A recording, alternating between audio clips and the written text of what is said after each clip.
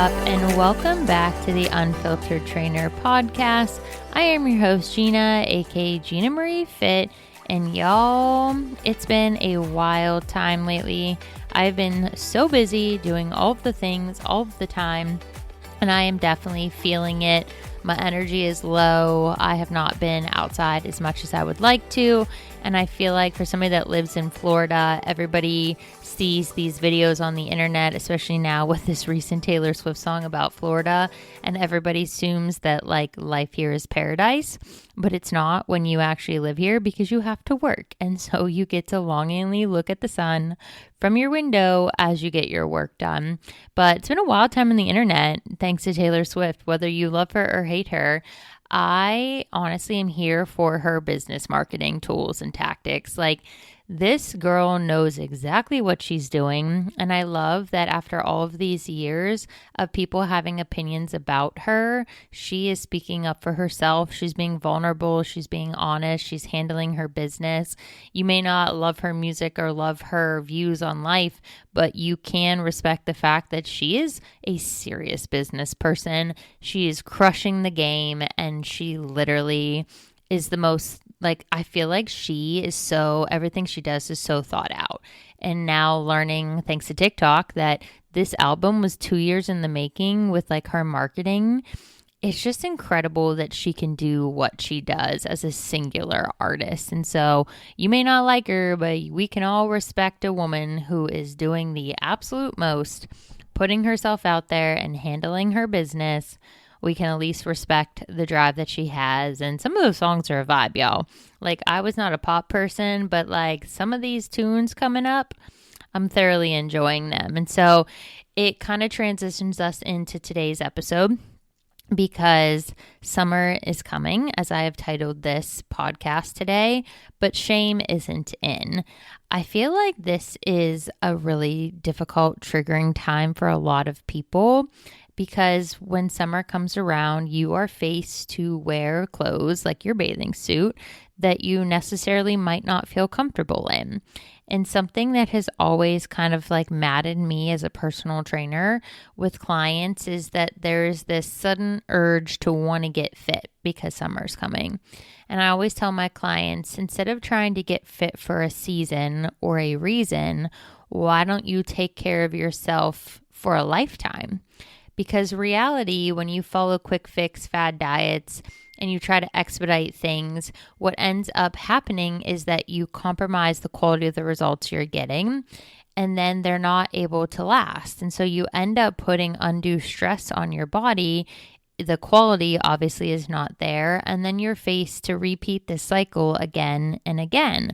And there's a lot of reasons for this, and we're going to talk about that in today's episode. But the sad thing is seeing people take really drastic measures to look a certain way or feel a certain way for a certain season.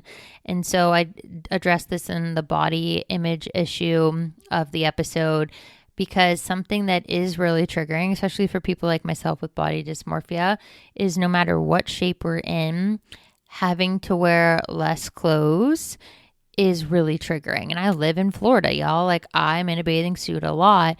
And the process that I go through is mentally exhausting, trying to prepare and convince myself, whether I'm in the best shape or the worst shape I've ever been in, that like you're going to survive. You're going to be okay. Like, it is not that serious. But when you deal with body image issues, you really have to work through this mental barrier, and it's not always easy. And so something I really wanted to focus on in today's episode was talking about the shame that comes with seasons, and specifically the fact that this is summer. And I want to talk about how you can avoid falling victim into shame and guilt. And then if you are in a place that you feel comfortable and ready to start working on your personal goals, I created a list of 7 things that you can do to start today that aren't going to cause undue stress to your body. They're not going to be drastic, but they will be significantly effective.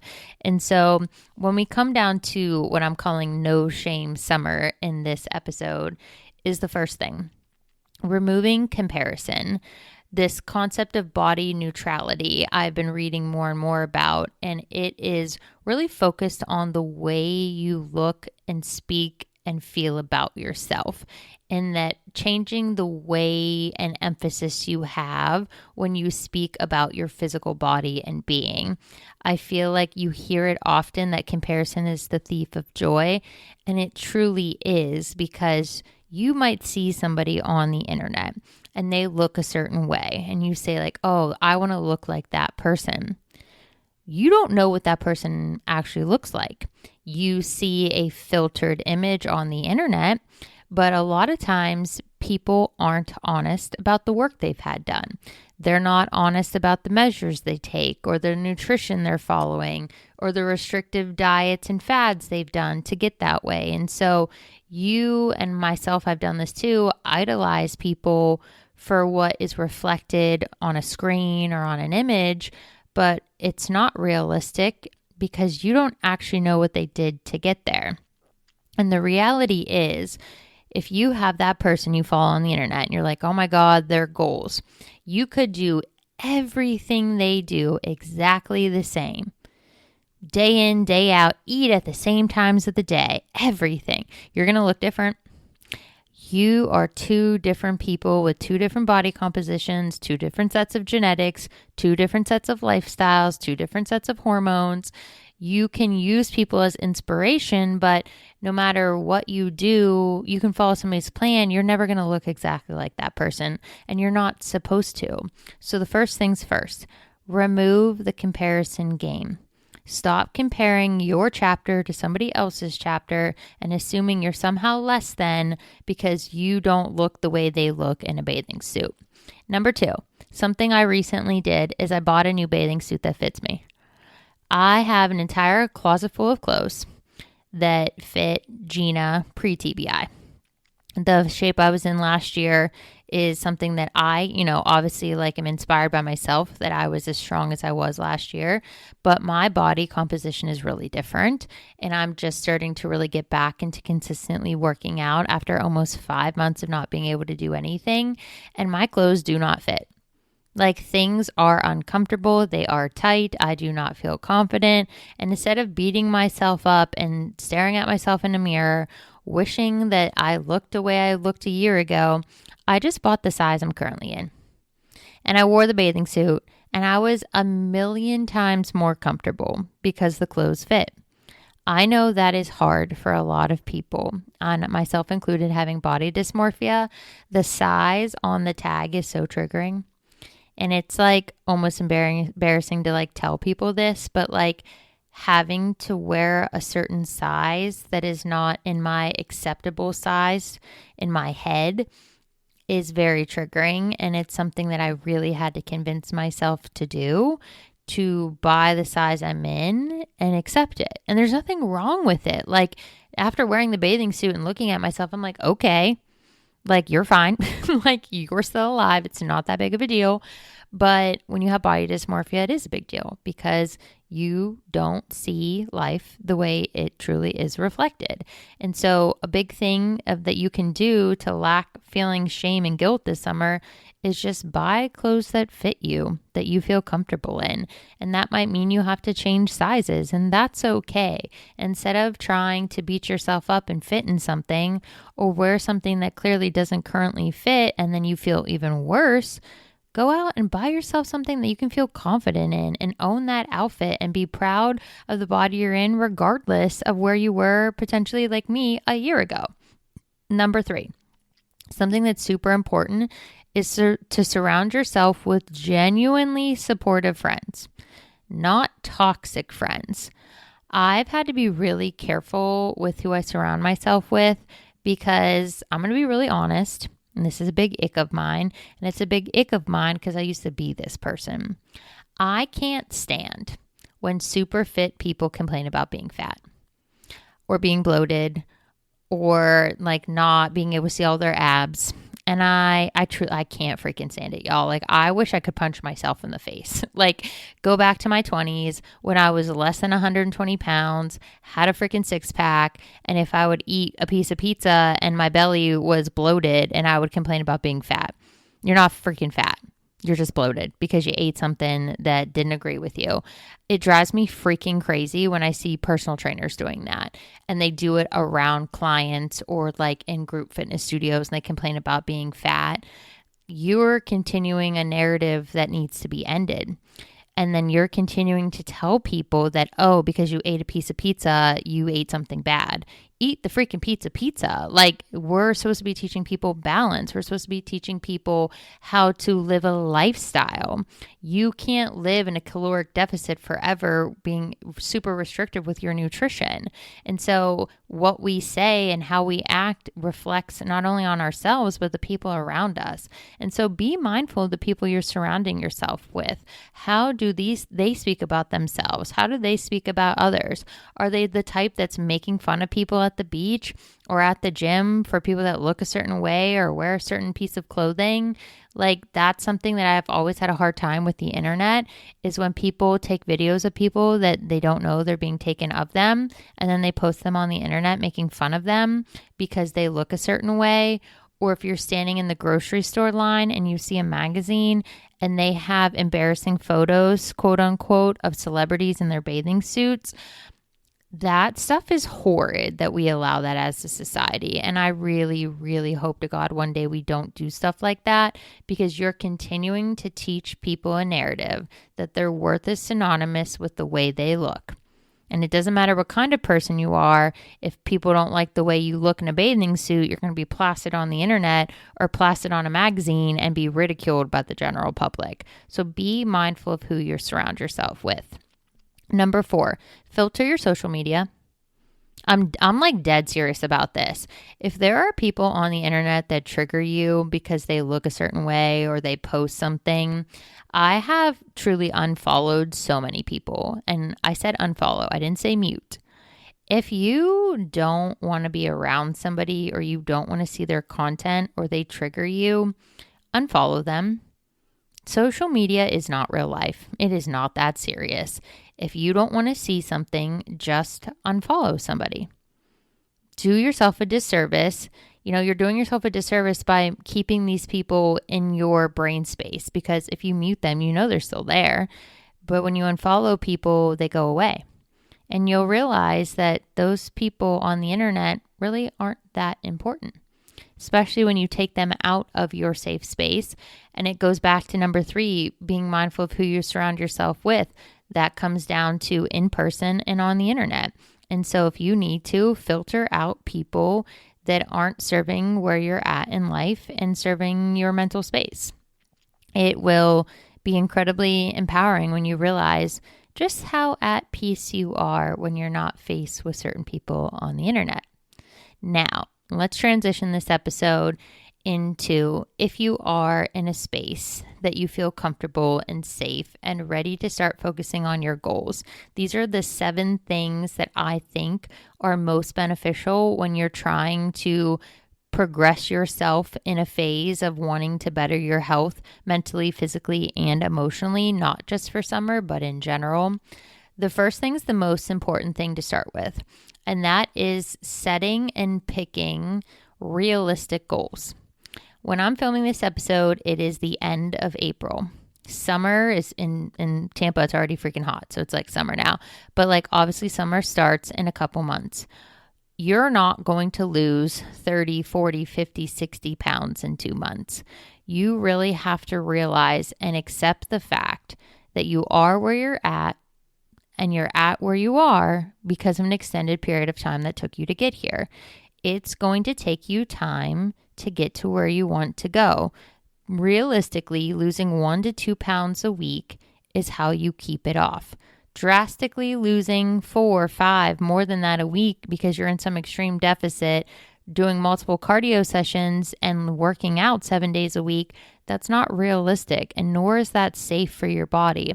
So sit down with yourself and write a list of realistic goals that are attainable, that you can achieve, and then reverse engineer those goals. So if your goal, say you want to lose 20 pounds, break that goal down into smaller goals, more attainable goals, and start following that course And as you stay on that path, you know you're eventually going to get there. It might not just happen by a certain season that's coming around. Number 2, if you are somebody that is looking to transition to living a healthier lifestyle, nutrition is key. Now, I preface this by saying all food is good food. All food is not made with the same nutrient density, but all food is good food because that piece of cake you're eating at your daughter's birthday is a celebration and a happy time. Eat the cake. If you're on vacation and your family wants to go get pizza, eat the freaking pizza. All food is good food.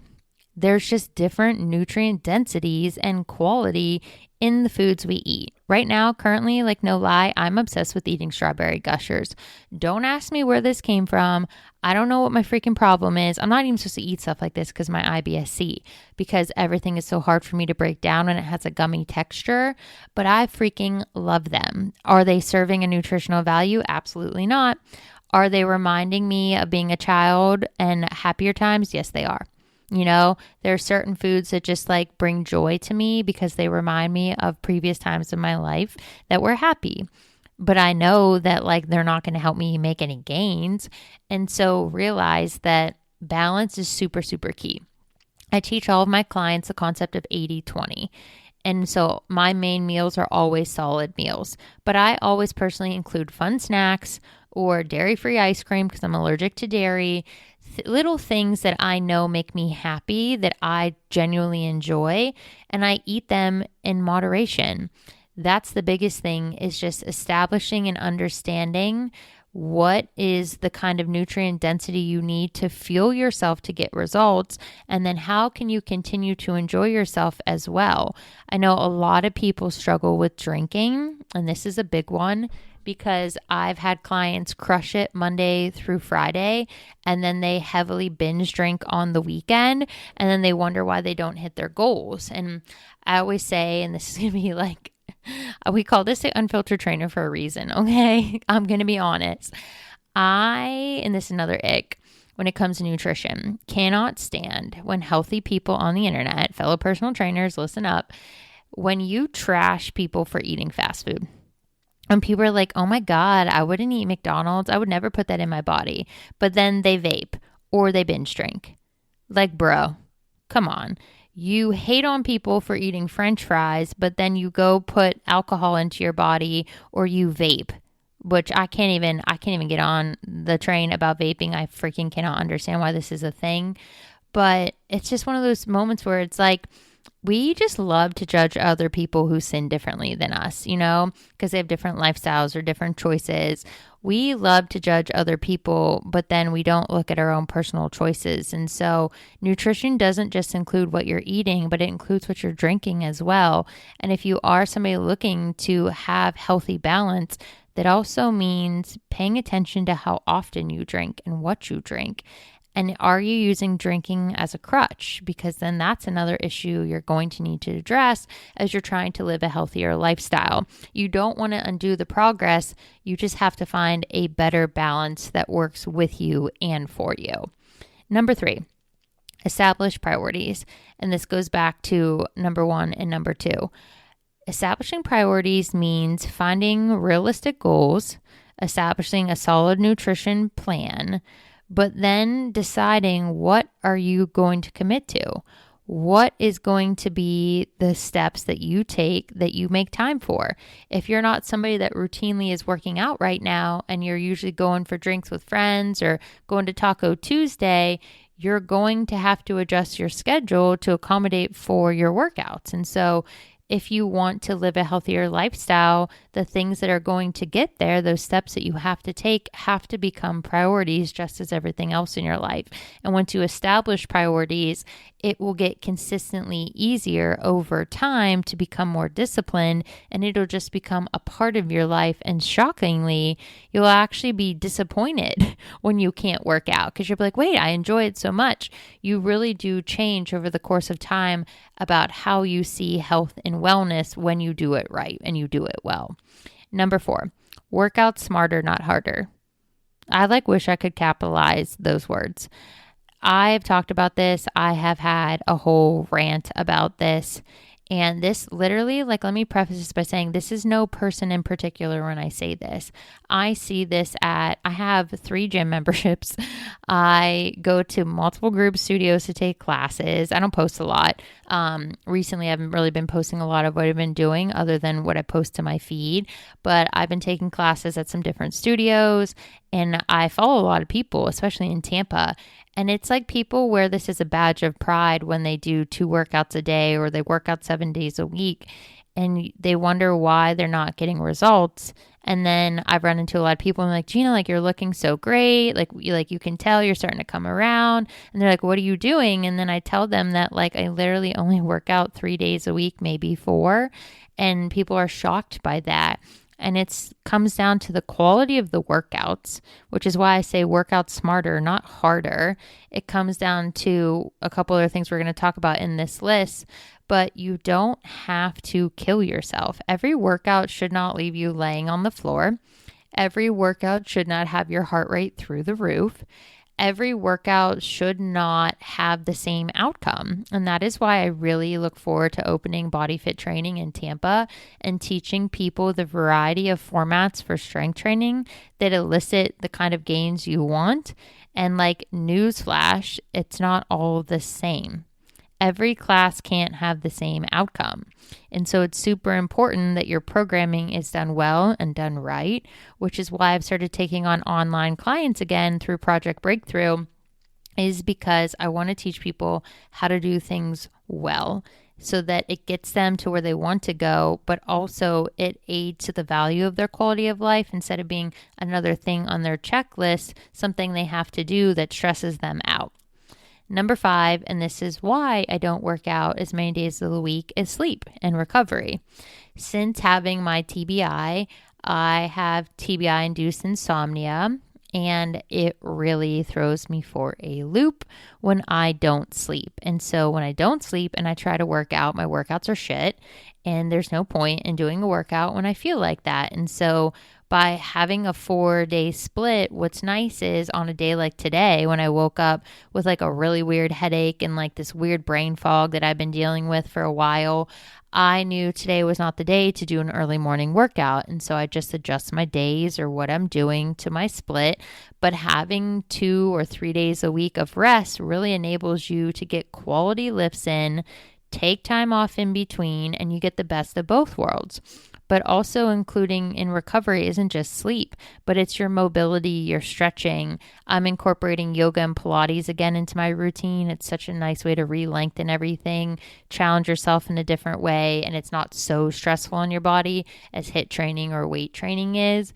But it's one of those things when I'm doing client intake forms that is seriously lacking in the majority of clients is when I see that they only sleep 4 or 5 hours a night. Y'all, that is not it. And just because you may get through your day does not mean that that is quality for you. Just because you might function on limited sleep doesn't mean that you're actually serving your body, or you should.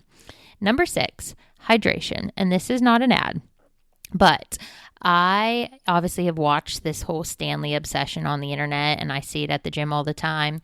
And it used to piss me off working at a group fitness studio, how many times Stanleys would get knocked over and then the floor was soaking wet. And I like literally blew my mind that a company like Stanley had not come up with a better product that didn't leak. And then Hydrodrug came out with the Traveler.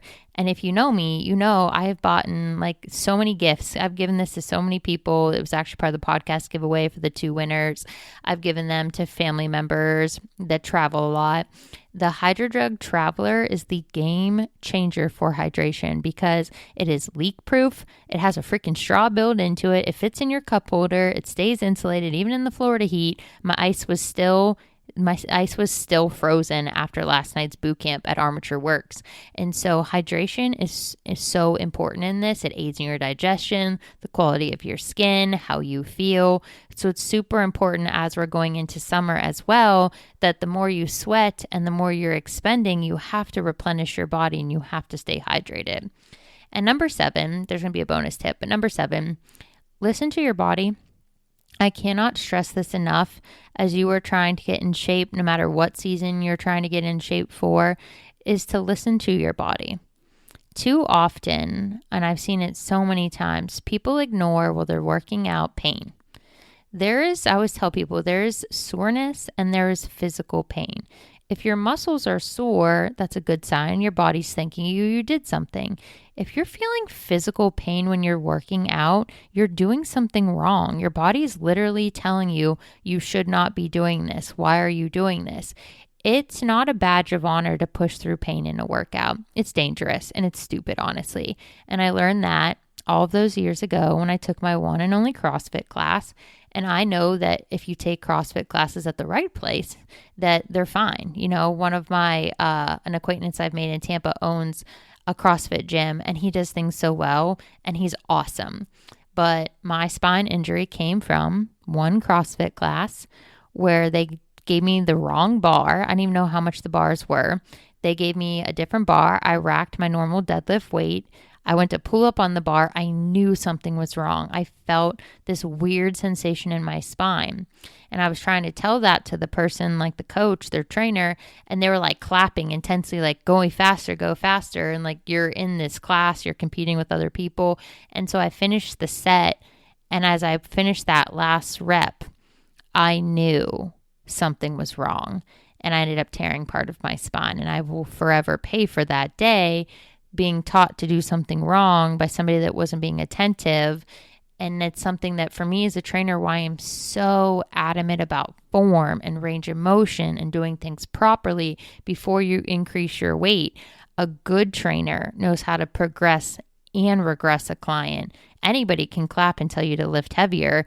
That is not what makes you a great trainer. And so listen to your body. When you need to rest, take rest. When you need to drop your weight, drop your weight. Progressive overload is an awesome option when you can't increase your weight, but you still want to progress yourself. But listen to what your body is telling you. Listen when you're fatigued. That is what's going to help you get in shape no matter what time frame it is. And that's going to elicit the positive changes over a period of time. Last thing, and I'm going to link this in the show notes. Y'all, find a fire playlist. The BBE playlist on Spotify is just like straight fire. Now, I will warn you, if you do not like explicit lyrics or swear words, this will not be for you. But if you would like to listen to this baddie playlist, it's the BBE playlist. I will link it in the show notes. But oh my God, it's so good. I'm sure my security camera at my apartment gym, when I lift at my apartment gym, is probably wondering, like, what is wrong with this girl? But I literally am just like dancing around, vibing, like when the beat drops or the fire lyric comes in. Like, I wonder if those cameras have audio, because if they do, I hope I'm on some silly video one day on like America's Funniest Home Videos of just acting a fool. But it really does make a difference, the environment you are in. You want to have good music. You want to be in a place that you feel safe. You want to be, especially if you're working with trainers, around trainers that know their stuff, that can properly program you, who can give you the honest feedback you need, and who aren't going to just encourage you to go do a double workout when what you really need to do is rest. And some of my clients that are listening to this, you know who you are. Like, I'm not going to ever encourage you to do more if your response isn't beneficial and you're telling me you're tired, you're exhausted, you're stressed. I will never do a disservice to my clients and try to push them through that, because those are all triggers. Those are all red flags that your body is telling you that this is not the ample time to push yourself. And so whether you're trying to get fit for summer, whether you're trying to get fit for a wedding, I titled this Summer's Coming, Shame Isn't In, because we're talking about seasons and trendy times of the year. But this whole concept can be utilized at any point in your life. You know, you should not ever feel shame because you're in a different phase of your life, because you gained weight, because you're different than you might have been before. You know, I've been having to tell myself these same concepts because I obviously have a fitness page and it was built on somebody being fit. And now I'm very different. And I know because I'm a personal trainer, especially in Tampa Bay, there's a significant amount of pressure to look a certain way or to become a certain way faster. And I will in no way, shape, or form try to expedite my results, increase my cardio, decrease my calories to an unsafe level just to get fit and ready to be back in studio. My goals are to be healthy, to be strong, to work on my brain so that I can continue recovering from this TBI because my memory continues to be shit. I want to focus on healing and being healthy as a whole, and I'm learning to not let my environment dictate my worth or my value. And I hope that as you listen to today's podcast, if you got anything out of it, that's what you got out of it, is that constant reminder that only you can decide how you feel. Only you can dictate your worth. Only you can allow somebody to affect you. So take the time. Take care of yourself. If you want to work on your goals, you want to be better, healthier, more power to you. But take the necessary steps over time to make that happen, and don't try to expedite those results just to get fit for a season or a reason. Do this because you want to feel like a baddie, you want to be healthy and confident, and you should want those things 365 days out of the year, not just for the upcoming summer season. All right, y'all, as always, stay tuned, go out, leave that 5-star review, drop a comment, give me a review so I can shout you out and do another giveaway, and I will chat with you all soon.